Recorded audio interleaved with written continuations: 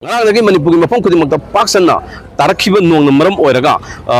tongan tongan ba lamdum sigi toren gi imai sing hujik hengalakna yamna kana imai pathokpa amadi toren kai ba mafam kayam su yauri dui marakadu da hujik thobal district ki so thobal turel amadi hairok wangjing phawna chela iba turen gi imai hujik yamna kana wangkhalakpana maram oiraga turen gi isingsu pathok sina maram oiraga hujik wangjing SK laikai amadi wangjing wangkhai hairok wangjing dagi hairok changiba lambi amadi wangjing bazar dagi sangpham changiba lambi ching hujik ising pathorapna maram marga gari chatpa yadre adu mathakta ising sina maram marga yum amadi law kaya ising thumjilakma amadi hujik leiriba mafam asisu wangjing kodong popi sports complex ni mafam sida akoi tongan ba lanjin nakba relief camp amaso hangna mafam sida IDP me amamsu leiriba mafam amani tongan ba social workers in kayama tholaga koi toren pathorai ba mafam sing do koi thingmuna ba amadi yamna kanadi honari aduma po toren si kaiba nataba pathokpo oibanina thingba makti hujik makki oinadi ngamdri aduga nong yak hangiba sisu kaiguma makatana taragadi hujik leiriba phiba masagi hengalakpa yabanina kari orakadagi haibadudi tamba ngamdri pogam jariba rabi takelambam wangjing kodong pokpi sports complex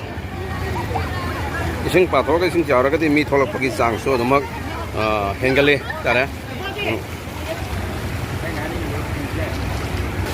wangjing turengi sing pathorakona hamsida selai mesing sina wangjing high school de campus dare ana okay zagi pathoga tholpa ising jina sagi leiriba hero jangba lambi wangde hero jangba lambi gi onda pathoraga labulum chakiraine wangjing turengi mai pathorapna hujik wangjing new market ke leiriba adonda pathok ising nane new market ki romne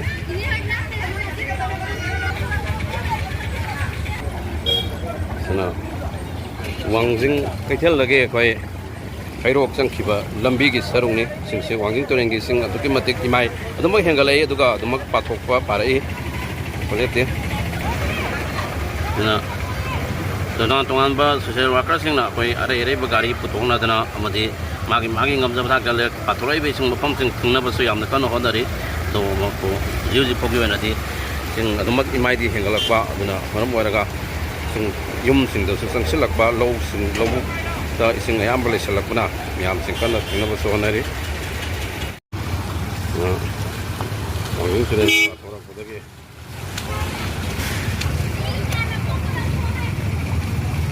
wangjing dagi sangkhon sangba lambi gi sarung ni wangjing turen pathoga lakoi sing ni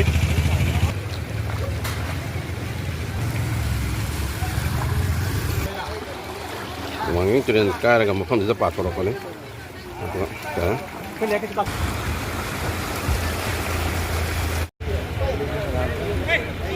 wangjing turen di mai kimatik pakala ko ni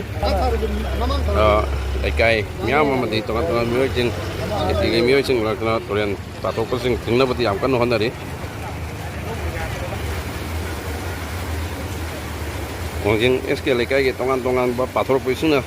laira amadi yum sing changchela bati hujik yamna kan thingna ba so honari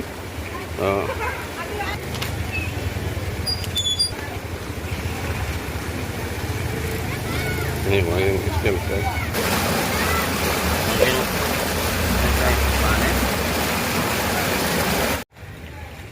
turen gi mai pathok kusna maram oraga tongan yum sing bo yaung ni sing changchalakpa yum dagi hindokna lambi da gari chapya ya da bi thera ga salhan ba ke ama hu phok yam kana turam ja sing thokna honare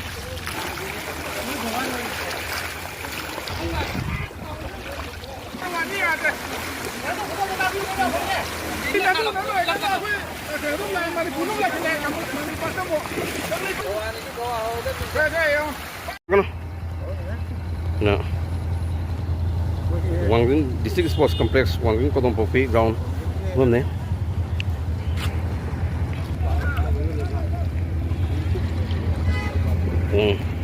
Thawal district sports complex wangjing kodong popi da laiba complex hujik sing wangjing turen dagi pathok sing nani hujik mafam se hujik damak sing di hengalai handarakpadi oide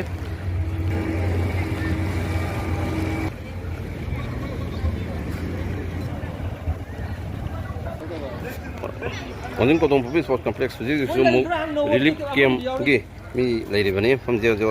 koi singde dum hengale handa badi oite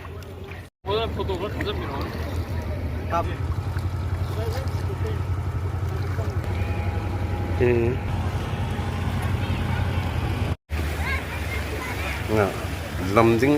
không phải một sai nhé lamding ngang cái mà su koi torian je pro tor pa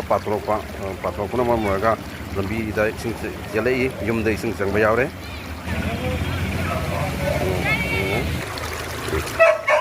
lamding ngang mai kai ki tong ta ma yum sing da ki power ka centro pa sing sing ne je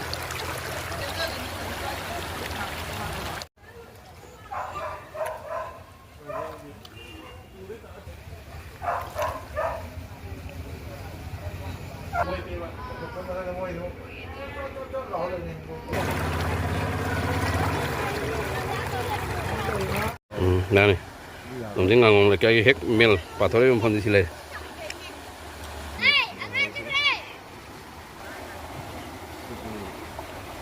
kinh nghiệm mấy à này cái ốc con nhiều còn nói nó em mới nói nó